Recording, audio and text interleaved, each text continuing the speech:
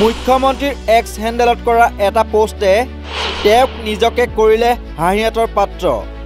X ব্যৱহাৰকাৰী সন্মুখত লাজ পালে মুখ্যমন্ত্ৰীয়ে। এফালৰ পৰা নেটিজেনে বৰশী গ'ল ইটিকিং, গালি, হাঁহিৰ খোৰাক।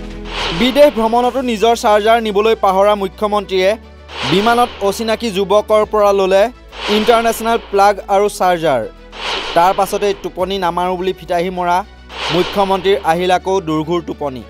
তেতিয়াই মুখ্যমন্ত্ৰীৰ পৰা প্লাগ চাৰ্জাৰ নোলোৱাকৈ ডুবাইত বিমানৰ পৰা নামিল যুৱকজন।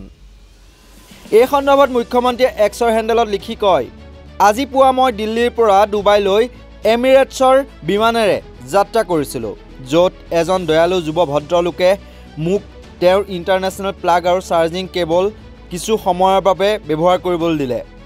দুৰ্ভাগ্যজনকভাৱে মই শুই থাকোঁতে তেওঁ ডুবাইত নামিল আৰু মই সেইবোৰ তেওঁক ঘূৰাই দিব নোৱাৰিলোঁ। মই এইমাত্ৰ আমষ্টাৰডামত উপস্থিত হৈছোঁ আৰু তেওঁৰ বস্তুবোৰ ঘূৰাই নিদিয়াৰ বাবে গভীৰভাৱে ক্ষমা বিচাৰিছোঁ। যদি এই বাৰ্তা তেওঁৰ ওচৰ পায়, অনুগ্ৰহ কৰি মোলৈ এটা প্ৰত্যক্ষ বাৰ্তা পঠিয়াওক, যাতে মই আপোনাৰ চাৰ্জাৰ আৰু কেবল তৎক্ষণাত ঘূৰাই দিয়াৰ ব্যৱস্থা কৰিব পাৰোঁ। আপোনাৰ দয়াৰ বাবে ধন্যবাদ আৰু যিকোনো অসুবিধাৰ বাবে মই অনুশোচনা কৰিছোঁ।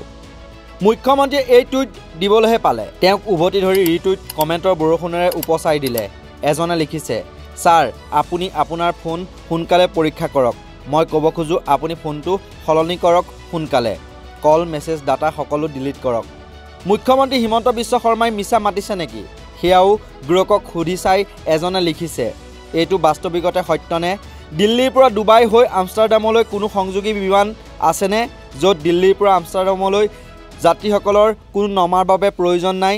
যদি আছে তেন্তে ফ্লাইট নাম্বাৰটো দিয়ক। কাহিনীটো ভাৰতৰ GDPৰ দৰে সত্য বুলিও উল্লেখ কৰি এজনে লিখিছে, দিল্লীৰ পৰা আমষ্টাৰডামলৈ একেখন বিমান নচলে। আপুনি এখন প্লেনৰ পৰা নামি অন্য এখন প্লেনতহে যাব পাৰিব আমষ্টাৰডামলৈ। তেন্তে আপুনি কেনেকৈ শুই থাকিব পাৰিলে? এইগৰাকীয়ে খং কৰি লিখিছে, আপুনি কেনেকুৱা মুখ্যমন্ত্ৰীহে?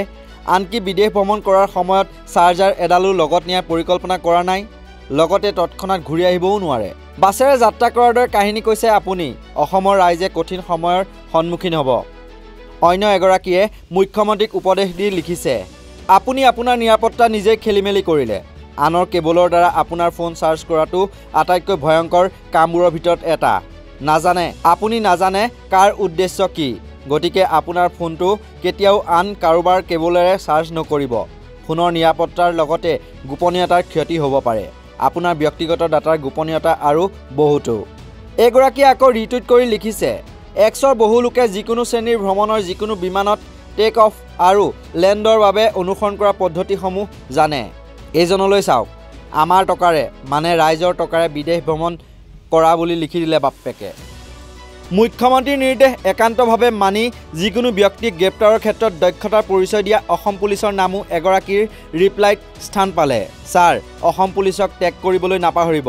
এমিৰেটছৰ বিমানত পাহৰি যোৱা চাৰ্জাৰৰ দৰে উচ্চ অগ্ৰাধিকাৰ লাভ কৰা আন্তৰ্জাতিক ৰহস্য সমাধানত তেওঁলোক বিশেষজ্ঞ।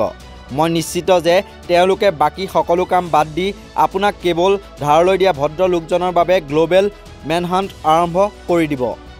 এইগৰাকী এক্স হেণ্ডেলকাৰীয়ে আকৌ চাৰ্জাৰৰ সলনি ৰাইজৰ শান্তি ঘূৰাই দিবলৈহে মুখ্যমন্ত্ৰীক আহ্বান জনালে। ইছলামিক দেশৰ বিমানত যাত্ৰা কৰিবলৈ মুখ্যমন্ত্ৰীক কিছু লজ্জাবোধ কৰিবলৈও ক'লে এজনে। ভক্তসকলৰ বাবে এটা কাহিনীৰ সৃষ্টি কৰিলে নেকি মুখ্যমন্ত্ৰীয়ে? এই কথা উল্লেখ কৰি এইজনৰ মন্তব্য, যি মানুহে নিজৰ চাৰ্জাৰ লগত কঢ়িয়াই নিব নোৱাৰে, তেওঁ ৰাজ্য কেনেকৈ চলাব? তেওঁ ৰাজ্য চলাব নোৱাৰে।